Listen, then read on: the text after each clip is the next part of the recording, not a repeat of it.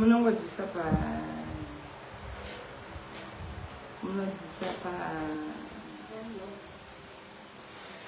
dzisei pa WhatsApp yangu.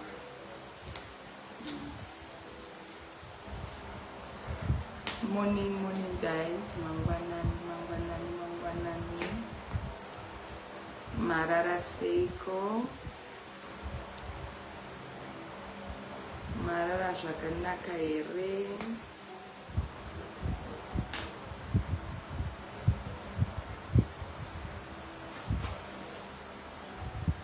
Marara zvakanaka here.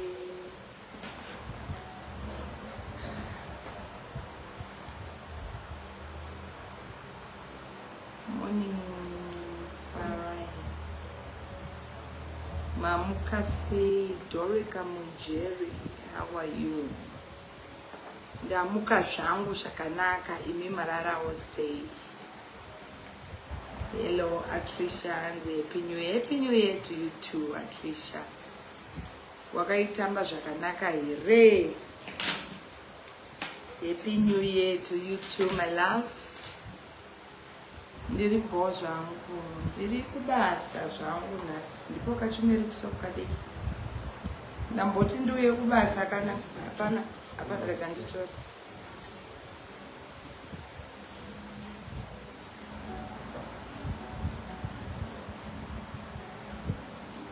Indovaviwo nekugara kumba guys.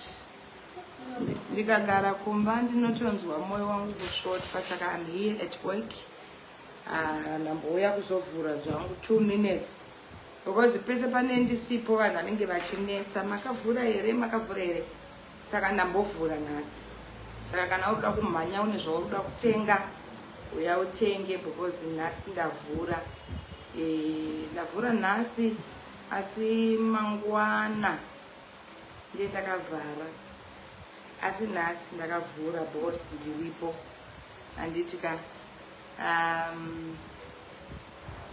uyai vanhu vainetsera turmeric soap mazano iri kutinetsa.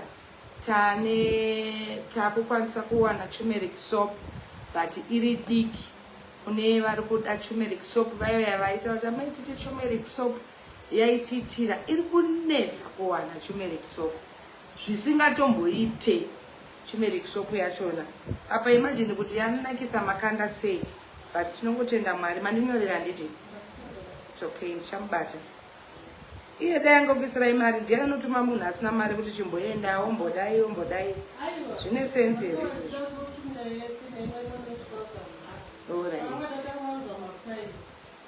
Ndakatovaudza asi maprice. Munhu yari kuUK yandi. Vanhu vekuUK vanonyatsoda zvinhu zviri straight. Achivaudzai kana vazokupai mari muzouya. Apa ndakumboita zvebasa handiti. Nditotaura nevanhu ndakutomboita zvokutengesa. Kana vakutumirai mari muzouya motenga. Ndo zvinhu zvacho zvavakataura. Vanogona kuzongouya kuzotora glow oil yavaide 15 yakapera. Muno muzvinhu zvedu hazvigari. Mutoona kuti shopu yachona munoda kuti ange yato empty. Munotengwa zingaite, saka yavari kuda yachona hipo. But by Monday inenge yapo. Glow oil by Monday inenge yapo. Iko zvine zvaimo. By Monday kana kuti even mangwana inenge yavepo. Ndichaita kuti ivepo. Munongobvunza pa WhatsApp. It's okay my dear. Turmeric soap yavepo guys, $5. Hello Roman, your turmeric is here, but the difference iripo pa turmeric soap inyayongoti yave diki saka iri kuita $5. Remember the turmeric soap yamembotenga yaita $10. Saka tane turmeric soap, it's small but it's the same turmeric soap. Inobvisa marashi, inoita kuti skin ive flawless, skin ite.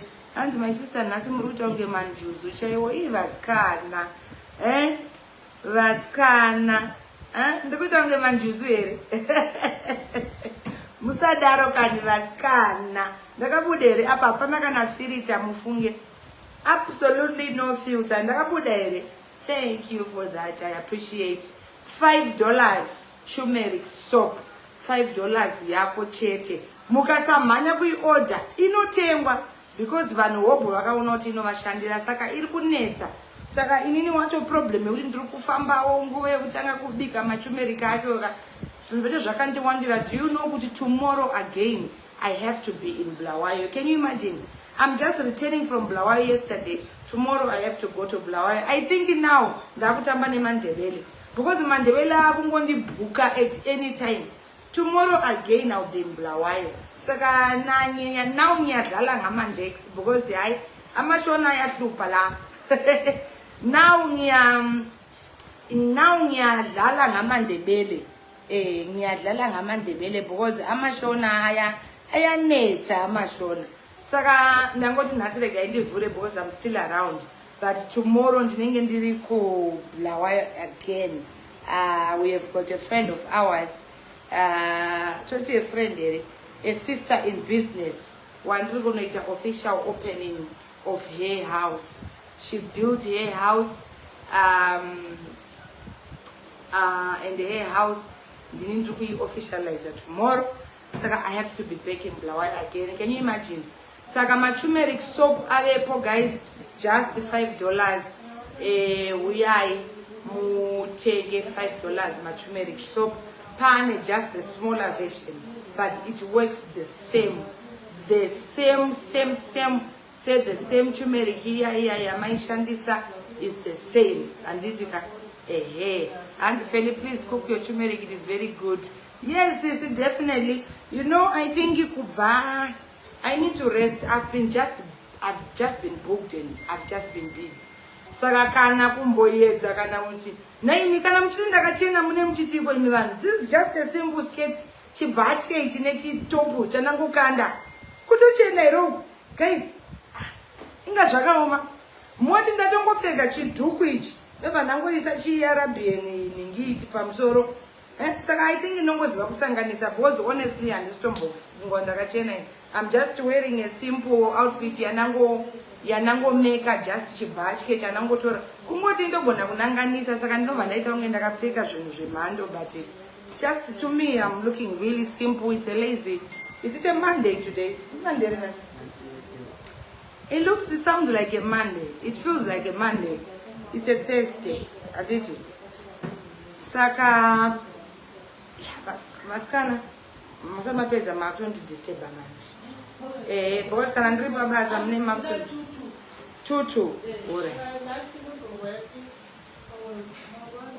Munoya mangwana motora mukanonoka ka handi mukona zviri munomu munongosvika zvapera. Saka vanhu vanokauntira munoona wai ndichizoignore vanhu. Inini handisi patient. Ukandibvunza chinhu handiti ndatokutsanangurira zvese. Kuramba ongoti ndinopesera ndakuignore because kutaura chokwadi handina nguva iyoyo. Because ndenda kudza zvese mafuta anodai achita mari aya anodai achita mari. Obva wati ndiri kumada obva uya futi next week muchine mafuta aya here ndakuda mafuta obva wati mafuta iwewe nhasi vasikari. Unoona vanhu taromumakirei ndiri munhu ari straight kudai handifarire ndenda kuti unanga uri munhu ari kutamba neni asiri serious. Saka ngaaite serious mumhama yako iyoyo. Ndiani wako ita vatete hana maititi itai serious nekuti mwe musi muchasvika shopu isina chinhu muchingoti vari kuti shopu haiexiste here iripo iyi. Zvinhu zviripo izvi zvaita. Alright, I'm coming now. Alright, sweetheart. Sharp.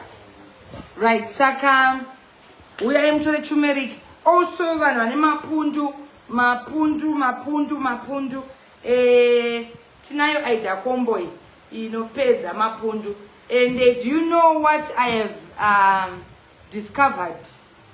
Do you know I've actually discovered the Aida Combo this hyperpigmentation. I didn't know that could inobvisa until someone who had hyperpigmentation akangoitengero kungoda kuzama akatoona kuti inga Aida Combo yatoshanda. Saka also if you want to try it, come and try it if you've got hyperpigmentation. We have got one client of ours angane hyperpigmentation. Inini ndaiti Aida Combo inongo clear masipundu yoita kuti skin iite zvakanaka. But akatozoona kuti it actually helps a lot of things. sometimes unotozoona kuti mamwe mafuta atinonge tichiti anoita zvakati anotoshanda multi-purpose things. Saka I didn't know. Ndakafara zvekuti mumwe munhu achifara zvekuti achiti Aida Kombo yamubatsira angane hyperpigmentation. What is hyperpigmentation? Kungoerekana wasviba uzoti wasviba nei, hausi kuzora, hausi kuita sei, hausi kubleacha. Kungoerekana wasviba uku, wasviba uku, wasviba everywhere. Ushauti zviri kumbofamba sei. Saka Aida Kombo yedu inoita futi kuti pigmentation yako iri kumeso kungosviba usingazi kuti zviri kufamba sei zvabvepi ino clear. Saka uya futi and give your hyperpigmentation a try uone chiclear. Saka we have the turmeric is here, but take note yakutopera uya imutore turmeric. Sema Hydra Boost repairing combo yedu futi inobatsira futi clearing up pigmentation and also vanhu vano bleacher. Isu kunongati bleach ndakaona mwe munhu ati I want bleaching creams. We don't do bleaching creams. Take note, we do not do bleaching creams. We do not bleach over here. Atizi company ino bleach, atiri vanhu vanoita kuti skin dzevanhu dzinake. Even brightening. So kamtona kuna umbofa kuona mafuta kanzi bleach. Tinoita inonzi brightening in an organic way. Saka vanini ukauya kufoni kwangu uchiti ndoda mafuta ekubleacha, ndotokuudza kuti kunoku hatibleache, because kunoku hatibleache, hatizi vanhu vanobleacha vanhu.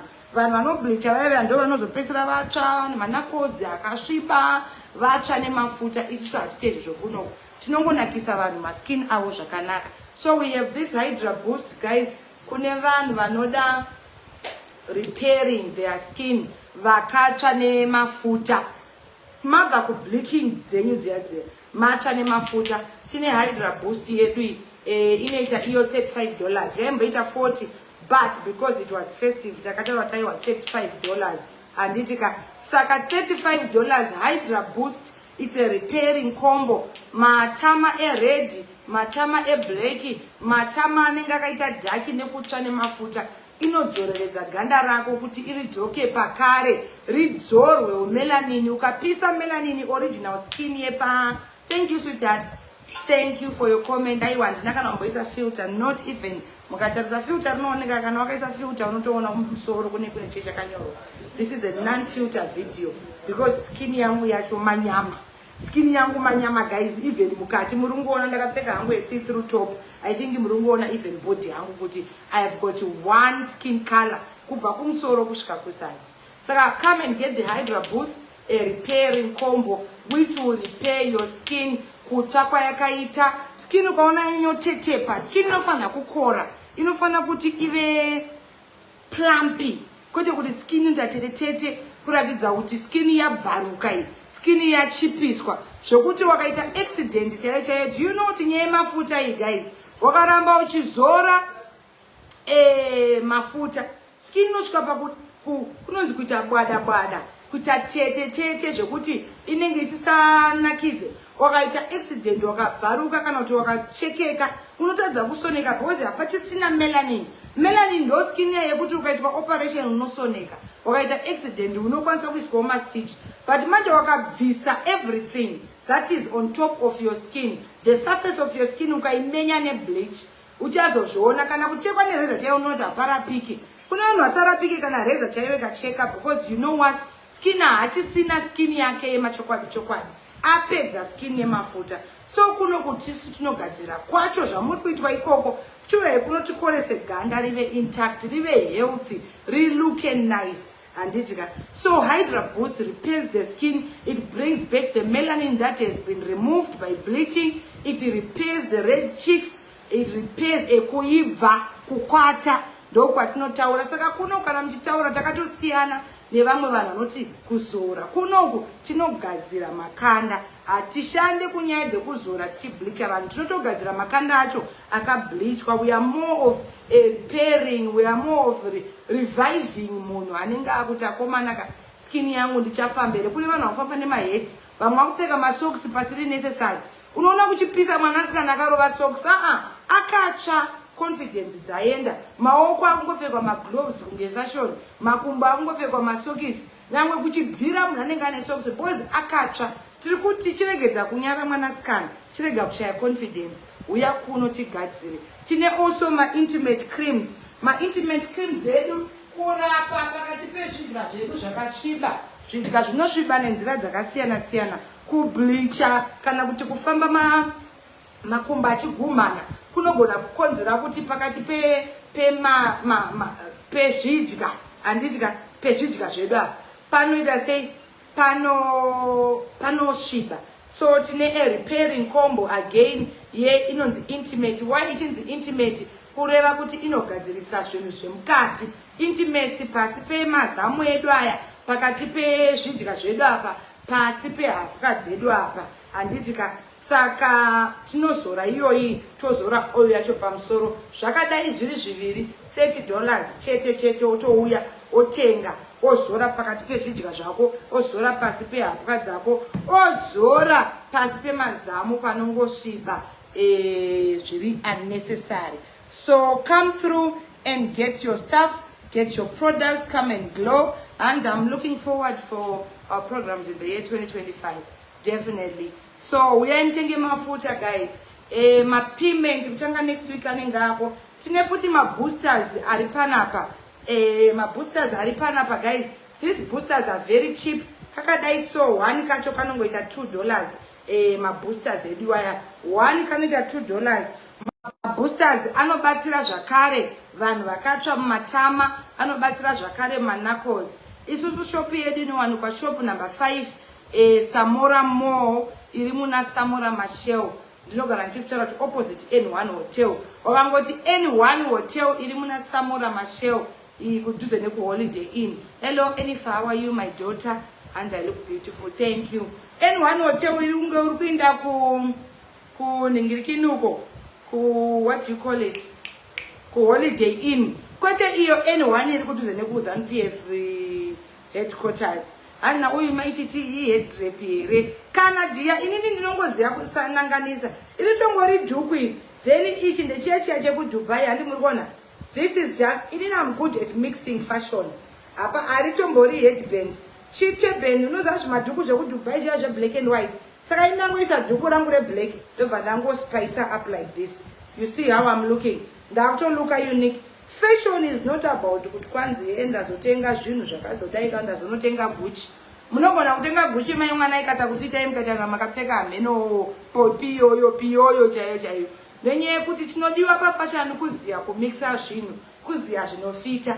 Zvandakatopfeka izvi zviri very simple. Nangotora chinhu chepa tebend rangu rendakatenga ku Dubai ndikaisa pamusoro pedhuku. I'm looking stylish, I'm stylish like that.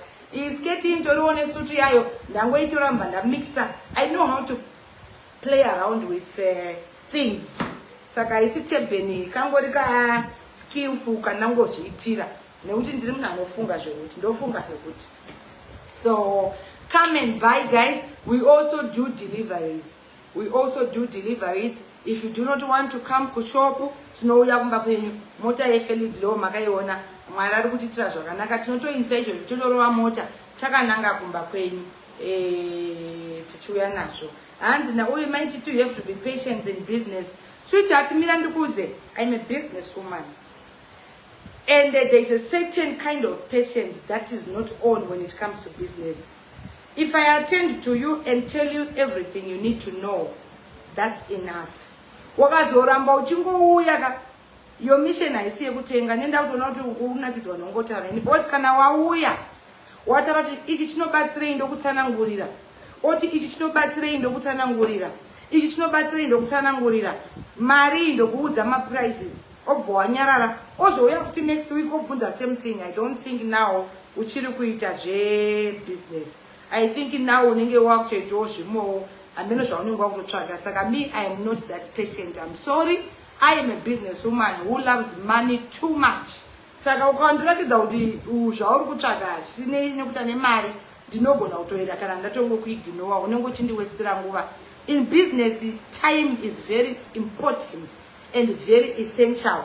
I cannot waste my time attending to you alone kubva kuseni kusvika riviri. Remember, we talk to thousands of people. mwe munhu ada kudhilivharwa mafuta ake, mwe munhu ada kubvunza, iwe unongochingobvunza chete usingauye kuzotenga. Zvoshandi.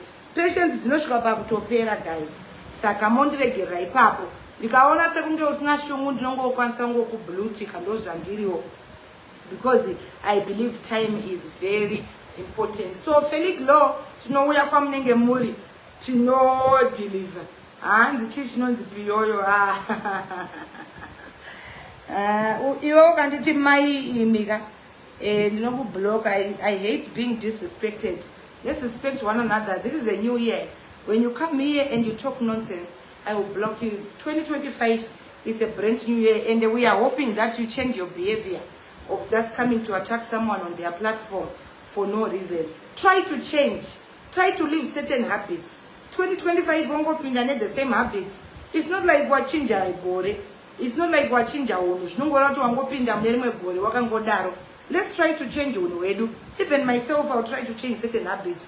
You can't keep on having same habits every year without any profit. Habit yako daya izokupa mali. Zvaitibatsira.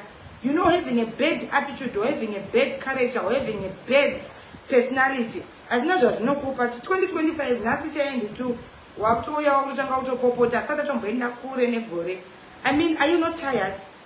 All night yatakarara takamuka nasi ndi one. You should be tired of that. It's a brand new year. Asata tombotanga kana. Kutombotanga nazvo. Tichiri kuto, we are still trying to rest. Iwe watomu fighting mode. Nasi 2 January. Zvatokwidza kudhara. Tachifunga kuti ka 2 January uchapinda wakambodzikama ozobhabhauka kumberi. Zvinoda here kuti gore richingotanga ungori nesemunhu wako ungouya uzongokanda mabhomba paplatform pemunhu. Chinjai hunhu zvakanaka zvakakosha. Hanzi tinodawo evarume. Sifasi varume tinawo. Nditambidzo malotion nawo. Aripo evarume atomboshaike kuno. Tine malotion nemashower gel evarume. Ende zvakachipa zvisingangoiti. Zvinoda kuti gore rimbotanga uchange uri right. Kana uchizopenga uzopenga kumberi. We are still fresh. It's only 2 January. We don't need that. Takatoneta is we were having a blessed time. Tichiri kutoda kutoti titure mafemu. Mwe munhu autoya nezibhomba. Wongosina uri CEO 2024. Aiwa please.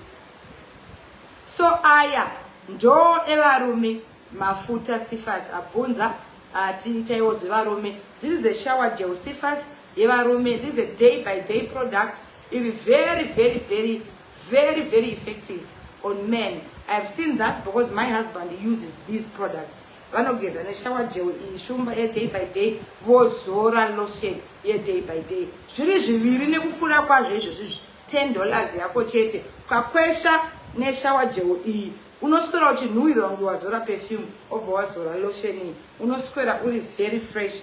Kana uri wesport, kana uri wegym, kana uri wechii inobva yanyatsoita zvakanaka.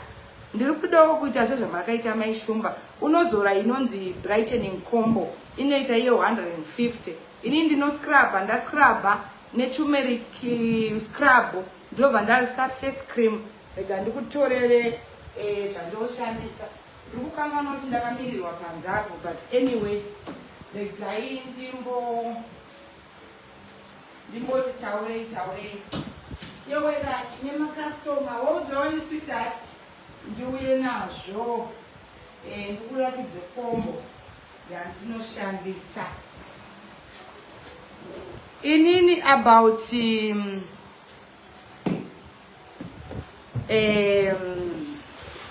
right. Kumeso anditika ndogeza neturmeric soap. Then kana once or twice a week I scrub my body with a turmeric scrub. This one is for the face and the body. I shandiswe every day because it's a scrub.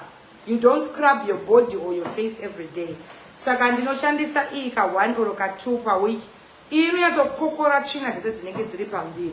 Saka you scrub your face zvakanaka kuti nemaglovos kumeso. Maglovos unozomashandisa pabody. Ino exfoliator, removing all the dead skin iri pamusoro.